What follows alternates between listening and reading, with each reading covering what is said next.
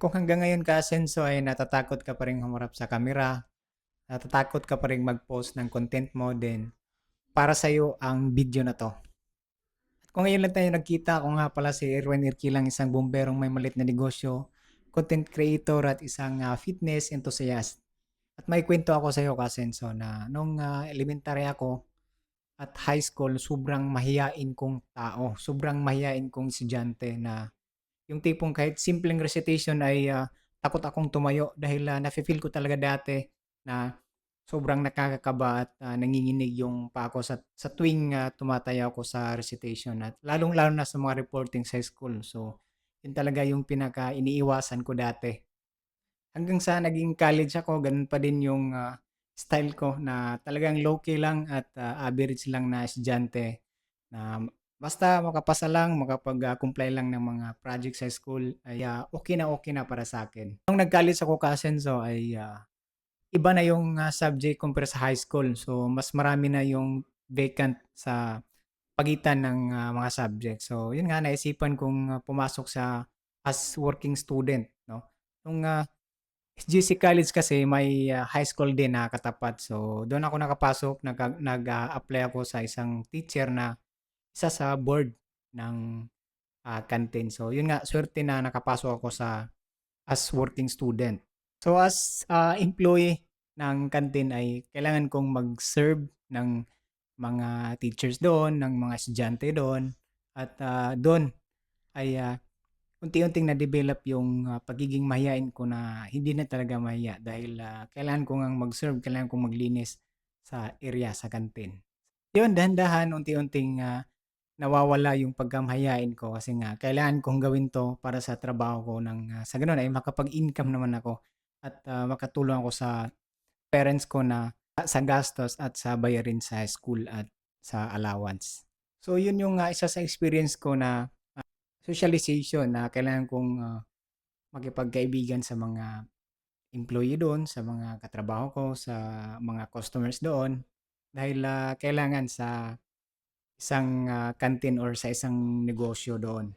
At no'n after kong, mag-graduate ay, hindi na ako gano'n ka-mahiyain. So after kong mag-college, naka-survive naman at, nakapasa, naka-graduate. So nag-board exam, nakapasa din sa awa ng Diyos at, yun nga, nag-apply ng DFP. So way back mga 2015 ay nakapasok ako sa BFP at yun. Sa year din na yun ay, doon nauso yung TikTok app, 'no. Try akong mag-upload ng mga memes or yung mga joke na mga content at so may nag-comment na isang officer ko na ang comment niya is na magiging vlogger na 'yan. So hindi ko in-expect na mag-comment yung officer ko nun kasi hindi ko alam na, napapansin pala ako ni sir. So yun yung unang content ko sa TikTok na pinost ko din sa Facebook at, yun nga nag-comment yung isang officer ko na, magiging vlogger na 'yan. So nag-reply naman ako dun na, "Hindi pa kaya sir, nakakahiya talaga." So ang last comment ni officer, ni sir ay, "Kaya 'yan." So dun, tumatak sa isip ko na, bakit hindi ako mag-try ng mag-vlog, 'no. So yun yung nagiging, kumbaga starting point ko, yung comment ni sir na naengganyo ako na mag-vlog. So simula nun ay, unti-unti akong nag-upload ng mga content 'no. So unang mga content ko ay about farming kasi yung business ko dati ay about mga farming ventures. So 'yan sa YouTube may mga nag-trending na rin. So 'yan yung mga vlog ko dati. Sa una ay talagang nakakahiya pero katagalan ay masasanay ka na rin.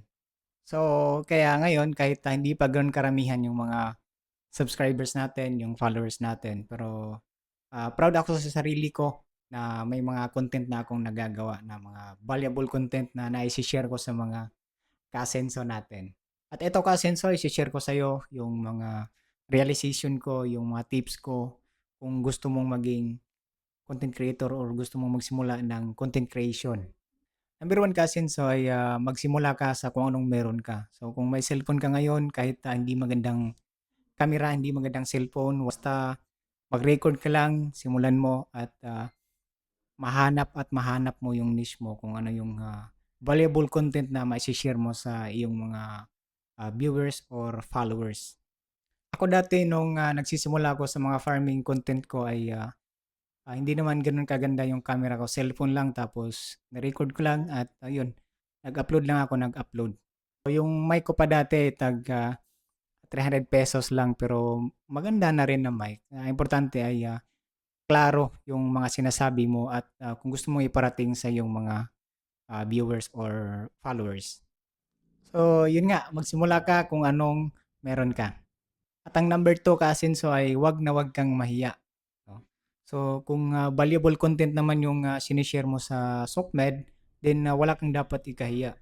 Kung natatakot ka sa kamera humarap, then, siguro iniisip mo yung kung ano yung sasabihin ng ibang tao or kung ano yung, sasabihin ng mga kaibigan mo, katrabaho mo or, kahit sa mga relatives mo. So nasa isip mo lang 'yan kaasenso. Ang totoo talaga is, walang maipakit talaga sa'yo kung ano yung ginagawa mo. Siguro maalala ka nila ng panandaliang, oras pero makakalimutan ka nila kung ano yung mga ginagawa mo. Kaya kung gusto mong maging content creator, gusto mong gumawa ng content, then i-post mo lang 'yan, 'wag kang mahiya. Dahil, sa sobrang, busy natin 'no, sa kanya-kanyang buhay natin, wala talagang maipaki sa'yo. Kaya kung ano yung goal mo, ano yung gusto mo, gawin mo na. Kung gusto mong mag-post sa social media, then i-post mo na. At ang number 3 kaasenso ay, dapat magiging consistent ka. So, kung hindi ka makakagawa ng video, then mag-picture ka lang tapos lagyan mo ng caption, then i-post mo. Ang importante ay, may nai-post ka 'no, may naibibigay ka sa mga followers at, viewers mo.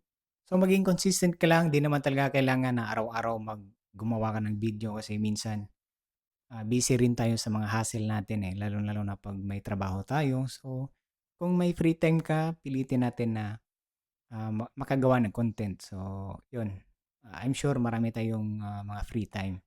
So, 'yun mga ka-Asenso, yung mga simpleng tips na, base na rin sa experience ko na puwede mong gawin para makapag-start ka na ng content creation journey mo. At, bakit ko nga ba shine-share ito sa inyo ka-Asenso 'no, bakit ko nga ba ginagawa ito? Dahil, naniniwala talaga ako na ang, entrepreneurship, ang, content creation at ang, pagnenegosyo ay, malaking tulong upang, umangat tayo sa buhay 'no. Makakatulong tayo para mapaunlad natin ang ating, bansang Pilipinas. Kaya, labanan natin yung mga taong mapanglamang sa atin, labanan natin yung, hiya sa paggawa ng content at, mag-content lang talaga. At kung, gusto mong maging fit na negosyante ka Asenso ay, puwede kang mag-join sa group natin 'no. Click mo lang yung link, Fit Entrepreneur Community. At nga pala mga ka-Asenso, speaking of, business, kung wala ka pang negosyo at gusto mong magsimula, open pa rin kami for, resellers at distributor sa Nature's Banana Chips at sa, Nature's Banana Vinegar. Mag-message ka lang. At siyempre, huwag mong kalimutan ka-Asenso na kahit anumang hamon ng buhay, kaya 'yan.